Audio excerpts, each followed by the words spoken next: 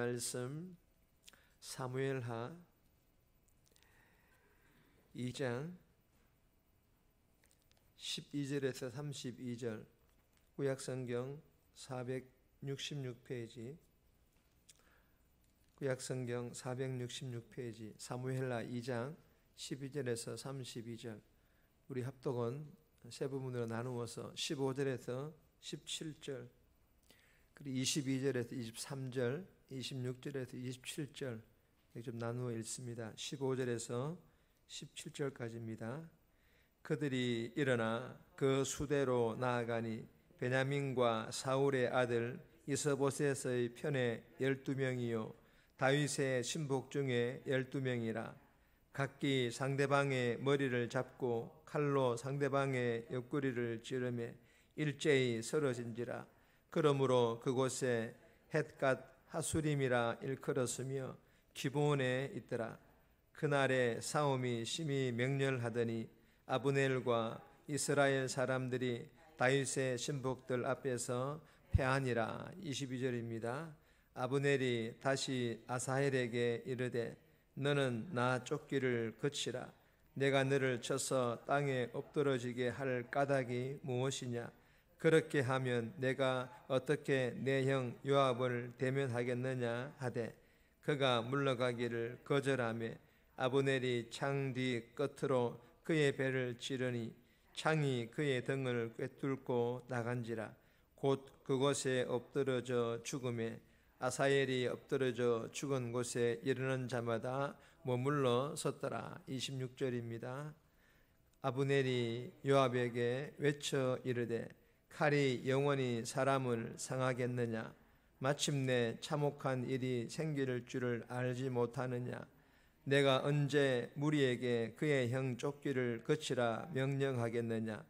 요압이 이르되 하나님이 살아계심을 두고 맹세하노니 내가 말하지 아니하였다면 무리가 아침에 각각 다 돌아갔을 것이요 그의 형제를 쫓지 아니하였으리라 하고. 아멘. 오늘 본문의 제목은 무정하고 무모하고 무책임하고, 무정하고 무모하고 무책임하고 라는 제목입니다. 오늘 이 본문은 아브넬과 요압의 이 비정한 결정으로 애꿎은 청년들이 죽고 두 진영 사이에 전쟁이 벌어지게 됩니다. 그리고 뒤늦게 휴전하지만 그 전에 요압의 동생 아사헬이 전사하는, 죽게 되는 그런 내용의 본문입니다. 오늘 이 본문을 통하여 하나님께서 우리에게 주시는 첫 번째 교훈입니다. 다음 세대들을 소중히 여기라. 다음 세대들을 소중히 여기라. 아니면 젊은 사람들, 젊은 세대들을 소중히 여기라 라는 그런 교훈입니다. 12절에서 17절까지인데 12절, 15절 말씀 보시면 그들이 일어나 그 수대로 나아가니 베냐민과 사울의 아들 이스보셋의 편에 12명이요 다윗의 신복 중에 12명이라. 여러분, 이 본문의 내용을 보면 무정한 권력자들의 정치 노름에 애꿎은 사람들만 다치는 것처럼 보입니다. 특히 젊은 청년들이 죽게 되는 모습이 기록되어 있는 것을 볼 수 있습니다.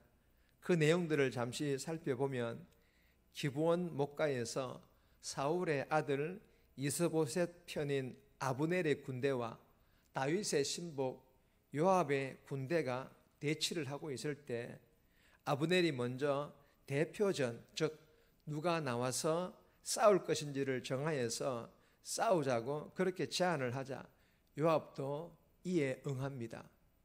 무슨 말입니까? 마치 게임을 하는 것처럼 두 사람이 나와서 싸움을 했다라는 것입니다. 죽을 때까지. 이로 인하여 양측 청년 24명이 한순간에 허무하게 목숨을 잃게 되었고 이것이 시발점이 되어서 치열한 전면전, 전쟁이 이어지게 됩니다. 26절, 27절 말씀을 보면 아브넬과 요압은 유다와 이스라엘이 형제임을 잘 알고 있는 것을 우리는 볼 수 있습니다. 그럼에도 둘은 서로에게 비정했고 자기 부하들에게는 무정했다라는 것입니다.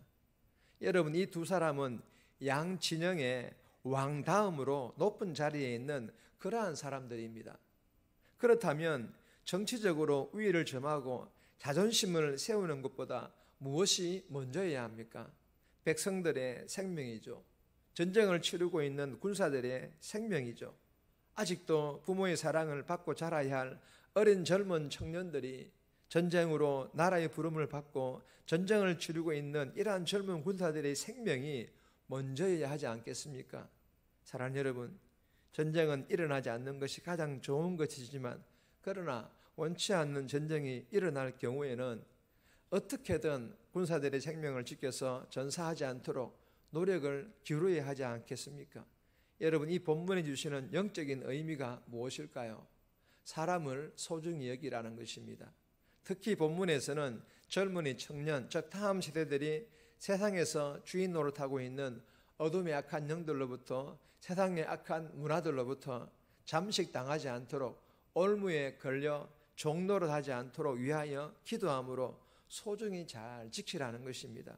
이 새벽에 다음 세대들을 위하여 꼭 기도할 수 있기를 주님의 이름으로 축복합니다. 두 번째 주시는 교훈입니다.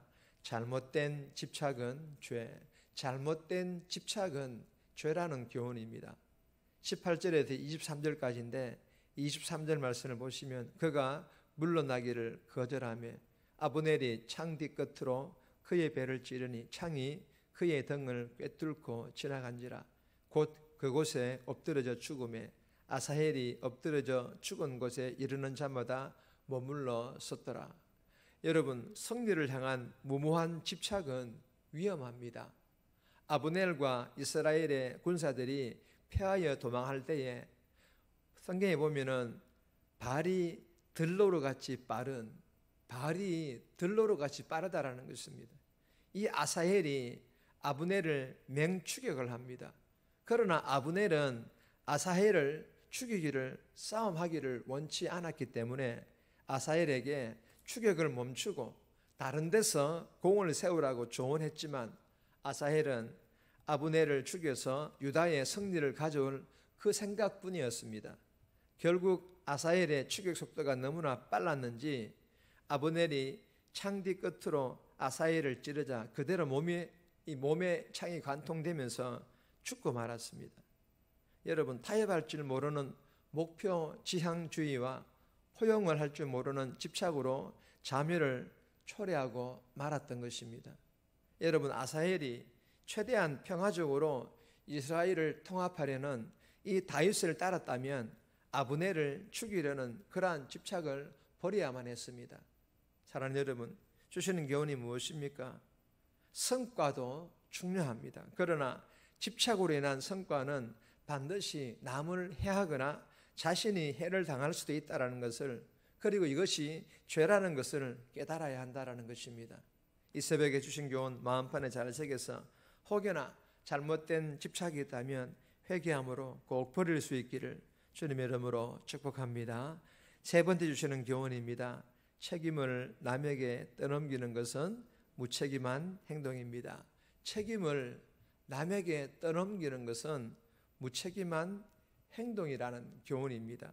24절에서 29절까지인데 27절 말씀 보시면 요압이 이르되 하나님이 살아계심을 두고 맹세하노니 내가 말하지 아니하였다면 무리가 아침에 각각 다 돌아갔을 것이요 그의 형제를 쫓지 아니하였으리라 하고. 여러분, 남에게 책임을 떠넘기는 무책임한 태도는 그 무엇도 바로잡지 못한다라는 그런 교훈입니다. 날이 저물어 전쟁을 이어가기 어려운 상황이 되었을 때에 아브넬은 요압에게 형제를 쫓고 있다고 비난하며 추격을 중단하라고 했고, 요압은 아브넬이 청년들의 대표전을 제안하지 않았다면 아예 싸우지 않았고, 그리고 아침에 돌아갔을 것이라며 전쟁의 책임을 아브넬에게 돌렸습니다. 요압은 아브넬에게, 아브넬은 요압에게 이 전쟁의 책임을 서로서로 떠넘기고 있는 것입니다. 여러분, 요압이나 아브넬이나 모두 다 비겁하지 않습니까? 하나님의 이름을 빙자하여 책임을 떠넘기는 무책임한 태도는 다 핑계일 뿐이라는 것입니다. 결국 3장 27절에 보면 자기 잘못을 돌이키지 않은 이 두 사람은 또다시 피 흘리는 사건을 초래하고 맙니다.